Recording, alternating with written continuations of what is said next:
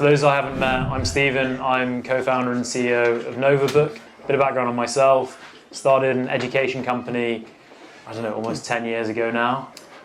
A bit like Duolingo, a bit like Khan Academy. We spent 8 years scaling it with some of the brilliant team from NovaBook now, Ruben, namely in the front row. We grew that to about 16 million users and then ended up selling that in 2022 to a company called Go Student. Then started again with NovaBook. I guess, what does that do? We basically wanted to solve the problem we had as founders. Our accountant possibly wasn't the best. We basically wanted to do two things. One is give you an accountant that you can call, ask questions to anytime, and they'll answer them, get on a phone call, email, whatever you need. The second is automate all of the admin we really disliked. We have a digital platform that tries to automate payments, payroll, invoice, all that kind of stuff. So that's what we want to do. But the main event tonight is Seb. I guess I could give you a quick rundown, but it's probably better coming from the horse's mouth. So introducing Seb Johnson, just to introduce himself quickly. Yeah, great. Well, look, thank you so much for having me and being here. It's going to be good fun. I'm Seb, founder of Scaling Europe. Scaling Europe is a new media organization, unashamedly biased towards Europe, unashamedly biased towards tech. I think tech is the biggest opportunity that we have in Europe to maintain living standards, to grow the economy, and I just love it. My background's in tech, and I started it because I felt like the media landscape was too negative or critical and not bullish enough on tech. And so it's what we call like a new media organization, which essentially means that it's like socials driven. So LinkedIn, X, podcasts, newsletters, and I'm starting events in a couple months. And the idea is to just make as much noise, shine a light on the great founders, builders, investors across the ecosystem, and try and lift it up. But that's me. So I've literally given you no heads up that I was going to ask this. Nice. But I just remembered that OpenAI buy tech media organisations for $200 million now. Yes. Was wondering if you were involved in any of that or not. I actually had some people reach out within like 2 hours of it being announced, of like either offering me strategic investment or strategic partnerships. But it's such a weird thing to do for OpenAI. I don't understand it. For those who don't know, they bought a big live show in America. They spent like $150 million on a company that was doing $5 million in revenue. People don't really get it. Are they buying a media company to be a mouthpiece for OpenAI? Very strange. I don't like it. It's not the media company that I want to build, or certainly not the exit that I would like. Very, very weird, I thought. Decent. I guess, to give everyone a bit of context, I know you didn't start off in tech necessarily, neither did I, but if you could give everyone like a quick rundown of how you ended up starting off, not 10 years ago, you're younger than that, but almost 10 years ago. Yeah. And then moving towards Scaling Europe today. Yeah, so my first job out of university was a consultant, because I had no idea what I wanted to do, and consultancy is a great career for those who have no idea what to do, because it's like generic and you get to work with great companies. After 3 years, I knew that I wanted to work in tech. I had that itch, and so I just quit my job. And I was like, I'm just going to quit my job and do whatever it takes to get a job in an early stage startup. And so I just quit, and I just spent my time trying to get a job. And so I did an operations role here in London at a very early stage startup, did that for a couple of years, kind of ended up doing chief of staff type work, and I got quite into metrics and the financial results of companies. And so I was trying to build a tool or a product. Like I was always trying to build something on the side to go full time into tech. And I ended up building a database of the top 100 startups in the UK based on their company house reports. I thought Companies House was like absolutely amazing. I thought it was crazy that startups have to post their P&Ls on there when they hit a certain size. And I was like, why is no one talking about this? This is like amazing. And I was like quite nerdy about it. And I built this database with all these metrics. And I tried to sell it. And nobody would buy it. It was like a real lesson in building products.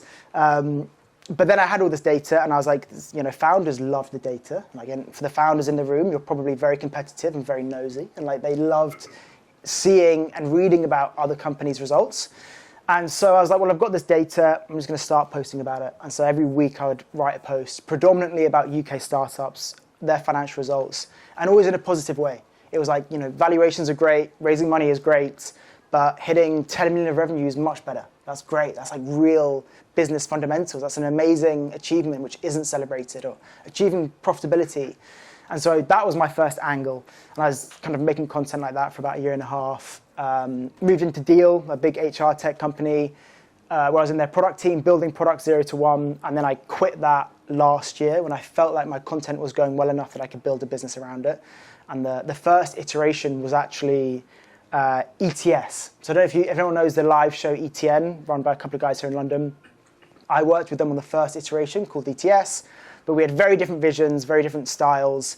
And so we kind of went through a quite abrupt founder breakup after about 6 weeks. And then out of that came ETS and Scaling Europe. And so that was about 8 months ago, and I've just been running at it since. I guess Deel is possibly one of the fastest growing companies ever. I remember the chart where everything just goes up, and Deel is the furthest left going up.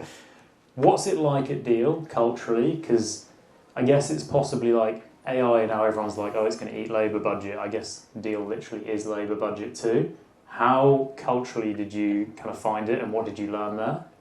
I loved it. It was like the best job I've ever had. It was entirely remote, which is quite strange for a tech company, but their product was essentially hiring remote workers, so they had to be. So there was like very high degree of autonomy. It was like, you just have got to get your work done because you're at home, you're doing it, we trust you to do it. But if you don't get it done, we're going to know about it and you're going to pay the price. So it was like very intense, but I really loved it because I was just left to do my work. And the culture was like, speed is everything. It's like you would find a problem, I would jump on a call with my manager, and then she would just bring in all the people who were needed to solve that problem into the call immediately, and you would solve it then and there, and you wouldn't leave the call until that problem was solved. And so I loved that, of like the speed and the intensity, I really loved. And working remote was great, I really loved it, and being able to work anywhere. The time zones were like a nightmare, because you'd have a call with somebody in like Bali or San Francisco, and Slack was crazy because most of my team were in America. So all day, all night, Slack was just like pinging, which was just like relentless. But I loved it. Did you have like a metric or threshold? You mentioned you were kind of doing other things on the side whilst you were at Deel too. Where was the threshold where you were kind of like, I can leave Deel and just do my own thing now? And it's obviously quite a stressful shift. Like, how did you find that? Yeah, so I quit my job when my wife was pregnant, 5 months pregnant with our third child. And so I was giving up my salary, my options, 2 months of paternity leave. And at the time, my content was making like 10 grand a year. So it was like my tolerance for risk was quite high. And it wasn't because it was doing, making loads of money, but it was because Ronan, who's now in ETS, he kind of pitched this idea, and I was looking for the next thing. I was always looking to leave and do my own thing. And he pitched it, and I was like, fuck it, that sounds good. And so that was it. It wasn't calculated, it was just opportunistic, and I just ran with it. And I guess with Scaling Europe, what's kind of your vision of what you want it to become? And I guess I don't want to pry, so if it's not appropriate, please ignore the second part of the question, but around like the difference with like ETN and like what you would prefer to focus on relative to what you would have done as a trio, basically. Yeah. I mean, I always felt like there was an opportunity to build a much bigger media company in Europe. And so when we were working together, they were very laser focused on building like TBPN for Europe. And I didn't like the TBN element, I didn't think it culturally fit, but I also felt like the opportunity was much bigger than just a live show. I felt like the coverage in Europe, especially this was happening last summer, was really bad. We had redundancies across all the major publications. There were things closing down. It was a really tough time for journalists across the ecosystem. And that meant it was a really tough time for startups who couldn't get the coverage and couldn't get the visibility.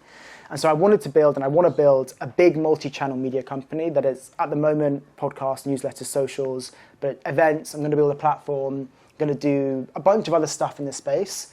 And it's going to be coverage focused. Like, I don't want to hire journalists, but I want to cover a lot of the things that journalists cover, which could be like fundraisers or product announcement, acquisitions, things where I don't think, they're not scoops, right? It's often the stories that startups and investors want to tell, but it's about telling them in a way that is great for the ecosystem. And so that's the business that I want to build, as a coverage-focused, positive, new type of media company.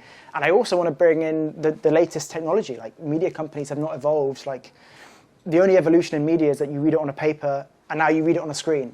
And with all the tools available, it should move from being static and one size fits all to, I think, bespoke and dynamic. So that the things that you read are tailored to you based on what you like and the context that you have. Whereas like every FT article is the same for anyone who reads it, and it's only written. Now, I think you should be able to listen to everything, you should be able to watch everything as a video, and I think it should change, right? The context that I need is not the context that you need. And so that context should change. And I think aggregating it. Like, I would love the FT to prepare a podcast for me at the end of the week, which is like an AI-generated podcast just based on the topics that I'm interested in. And the technology is there, right? It's not hard. The FT knows the articles that I'm reading. If they could just like bundle it up for me and make it super obvious, I would love it. But like media is quite slow to adapt, and I feel like tech is the best place to try and test new models and formats. And so that's what I'd like to build, and that's what I'm working on now. I think maybe as the most viral man on LinkedIn, I already know the answer, but is there a particular channel you started with? And then how easy has it been to go from, I guess, platform or channel A to B, C, D, E? Like, is it easy to move audiences across, and are some easier to grow on than others? Yeah, so LinkedIn has been my go-to. Like, I started 2 years ago. I've gone from like 0 to 100,000 in that time, 10, 15 million impressions a month. I started X about this time last year, and I was like naively thought my LinkedIn audience will follow me, and like 20 people followed me over, and all of my content completely flopped. And so I quite quickly stopped X, and then I came back to it in October, and I changed my content, and now I'm seeing good growth there as well. But it's like a very different content type, very different audience who wants a very different style. So you do have to tailor it. I've done TikTok as well, and so I did about 6 weeks of TikTok, which was like pretty weird. And so it was like me doing like talking heads about European tech news. And that went quite well in the sense that like the content was getting engagement, but I just had all these like random accounts arguing in the comments. And I was like, who are these people? I was like, who are these like anonymous cat accounts that like really care about AI? Whereas like I love LinkedIn and X because I know the people, they're real people, generally, especially LinkedIn. And so, you can actually build relationships in a meaningful way. And so LinkedIn has been amazing for me. X has been really good as well. I'll go back to TikTok and Instagram, and I'm thinking about it, but it's just like, it's a very different value proposition and a very different relationship that you build with the audience there. What are the different content formats that perform across LinkedIn and X? Because over the years I've tried posting on both and no one ever likes any of it. So. LinkedIn is like so stiff. It's like very professional. People want accuracy, and my content is about the news, right? That's what people get from it. It's like news, insights, analysis. It's got to be like polished and sensible. X is like the Wild West. People want like hot takes. People write amazing long things with like really core theses. But like on X, you will also see people in the Ukraine war. Right? It's like, what is going on? And you'll see crypto, and you'll see porn, and you'll see like all this degenerate nonsense.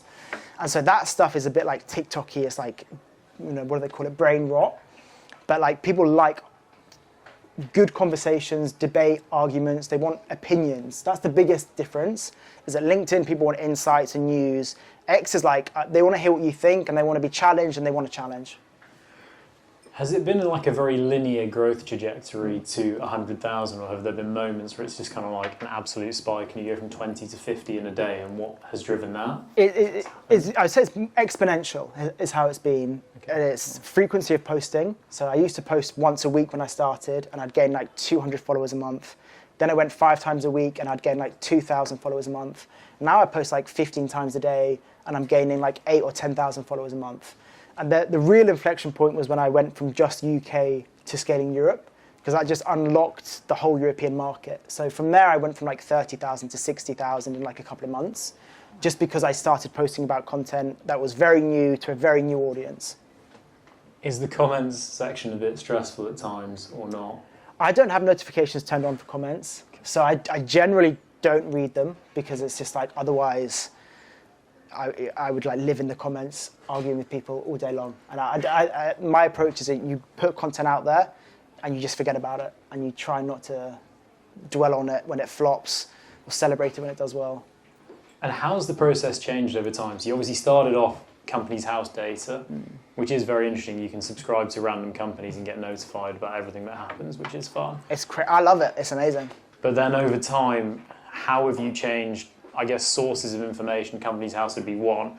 Where do you look now, and how much of it has been you doing organic research versus people now come to you because you're an authority in the space and things change dynamically? It's so much easier now because like now I'm connected to all the PR agencies across Europe, all the comms teams and all the VCs and all the comms teams in the big companies because they all want to get their news out. They're all aware of this big coverage gap across the ecosystem. And so they're all looking for people to tell their stories and to announce their news. And so now it's like I get too much in and I'm just trying to cover it all. So those are the main sources, but then it's also like X and LinkedIn and finding the stories that maybe people are telling themselves, but then taking it to my wider audience. So I guess kind of like you're a newspaper, except everyone actually reads what comes through, no? Like back in the day, a PR agency would go to like the FT or the Times or whoever, and now it's actually like those impressions are going to be way lower than they would get if they're working with you. For sure, right? The value of my channel is eyeballs, right? You are going to get so many more eyeballs on socials, and this is true for anybody who posts, founded. Like, there's just so many more people spending so much more time on social media than they are reading traditional media outlets. The value of traditional media outlets is that they have like the brand integrity and they add a lot of weight by people love to be featured in them, and that carries a lot of weight for investors and employees. But yeah, I mean the value of new media is so many more people are engaging in it than traditional media. What would you say you dislike most about LinkedIn? It's genuinely a terrible platform from a user perspective. It's like nobody likes it. It's like nobody raves about how great LinkedIn is. As a creator, it's terrible in terms of like tracking stats and engagement. And like I would love to know who the 500 people are who are engaging with my content the most. Like I would love to know who they are. Because that'd just be great, like to get feedback from, to talk to. I have no visibility. And they block every tool that you try and use. They'll like block your account. I've had my account blocked so many times. And every time it gets blocked, I'm like, well, that's it. That's my career done. It's like all of my eggs are in that one basket. And like when I get locked out, I'm just like crying at home. But it's a terrible platform. Nobody likes it. Like everyone thinks it's a bit rubbish and it gets laughed at. And it's like, and nobody actually posts content on it. That's the biggest thing. Is like It's so easy to stand out because like 99% of users don't make content, which as a result means that it's not that good as a consumer, and it's just like terrible creator experience because they have no analytics and they just it's rubbish.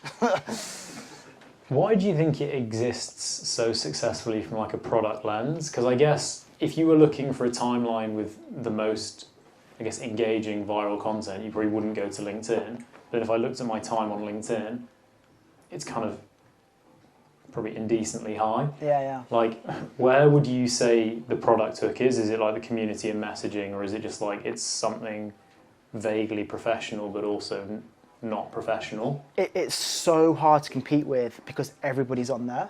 Yeah. It's like people, when I grew up, it was like Bebo and then Facebook and then Instagram and then TikTok. And you could like quite quickly set up a new account and your friends could join you, and therefore it fits what you need it for. Like you can quickly follow new people, you can quickly add your friends. LinkedIn is like, you can't build a competitor because it's so network and community driven. You're like, no one would sign up to a new platform where it doesn't have the opportunity to sell to people. Like people use LinkedIn to get jobs and to sell their products. And it's like, if people aren't there already, it's just like, there's nothing to it, right? It's like a marketplace. And you need to build the audience to get people to come, and that's what's so hard about it. Is that a lot of social media sites, like even like Be Real, when it had its moment, is that like your friends could download it, and that was enough, and you could be on your friends, you could interact with them. No one's chatting to their friends on LinkedIn, right? Like it's like I'm trying to sell, and so that's why it's done so well. It's because it's so sticky, and that despite it being a pretty bad product, you just can't build a competitor without trying to take everybody from LinkedIn to a new platform, which people probably won't do. And then I guess moving on to the European side of things, I guess I'll start off on a negative foot. So Deel is obviously an extremely successful company, but it's American. And probably the pattern since the .com was most of the big new platforms and big new companies have been American. Mm-hmm.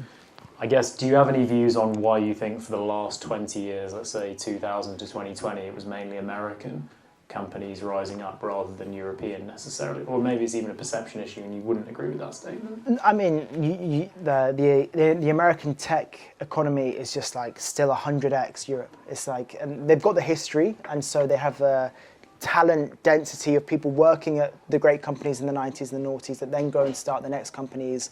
They have an incredibly mature venture ecosystem very experienced investors with very deep pockets who understand the risk profile. Europeans are still playing catch up on venture. And they're just so much more willing to take risks. I think there's something about American culture where they're so willing to fail. They're so willing to be crazy ambitious and say they're going to build a 10 billion company. And if they fail, people celebrate them. You try and say you're going to build a 10 billion company in the UK, people will be like, yeah, right, stick to your day job. Right? We have this culture of trying to doubt people, tear them down.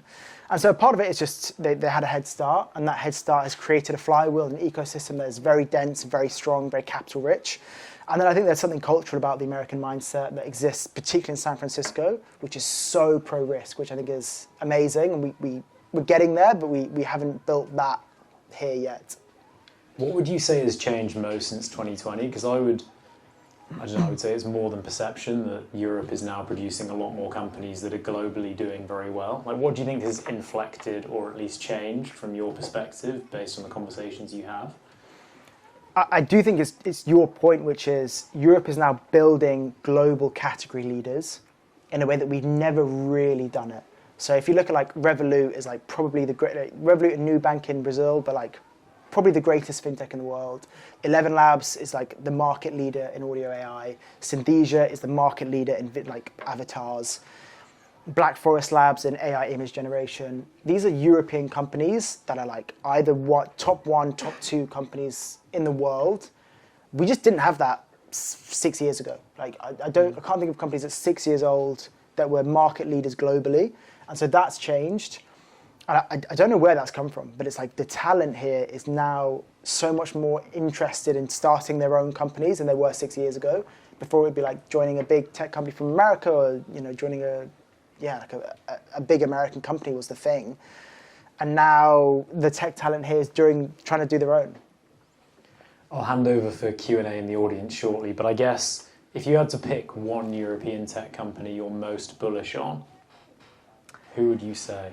I would say ElevenLabs. I've interviewed 4 or 5 of their senior team, and they are the most hardworking, intelligent, but humble leadership team I've ever interviewed. They're just so nice, and it's so unusual in sort of a cutthroat industry to have such a nice, successful senior team who are still, they're cutthroat, but not in a really friendly way, and so everybody wants them to win. I've never met a company where everybody wants them to win more than ElevenLabs. I've never heard anybody say a bad thing about the company. And I think that when you've got the whole ecosystem behind you, that's just phenomenal.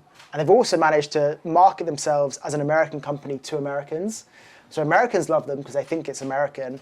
We love them because we think they're European.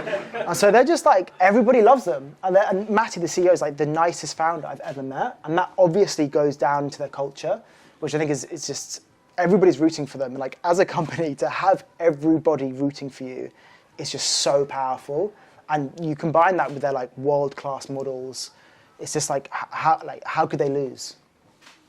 Do you know what those leaders did before? Have they worked at American or European tech companies and then replicated it again at ElevenLabs? Or? So they actually came from Palantir, which is very controversial American company, not well renowned for having a nice culture. But I don't know why. But the people that have been brought over from Palantir with the 2 founders are obviously very culturally aligned. Yeah. And they've made it. I spoke to the head of operations, the COO, who has said humility is one of the things that they look for in every single employee. They screen for people with an ego. If you've got an ego, if you're more self-centered and you want to be part of the company because you want to win, that's a complete red flag for them. So they take it so seriously. They're looking for the best of the best, but you have to want to be something bigger, join something bigger than yourselves, and you have to be humble. And so they've made that a laser focus for them. And so everybody's like that. And this is the last one from me before I hand over to the audience, but I guess that's kind of what has made ElevenLabs successful. I guess of all the management teams, founders, and all the people you've spoken to over the course of what you do, what do you think the traits that have correlated most with the company's success that you've observed? I think it's speed and probably bias to action. The founders who I'm always most impressed by are the ones who are willing to jump into a problem as soon as it arises, whether it's a customer problem, a product problem, and they'll just do whatever it takes to fix it. It's just if it's important, let's fix it now, and I'll fix it. It's like they don't ever try and delegate. It's like, but there's nothing there's no job too small that they won't get involved in. There's no customer that's not important. And those are the two traits. It's like, fix it now and just do action to try and find the solution, and let's just move quickly. Like, those are the founders I'm always most impressed by. Brilliant. Are there any questions in the audience that we should dive into?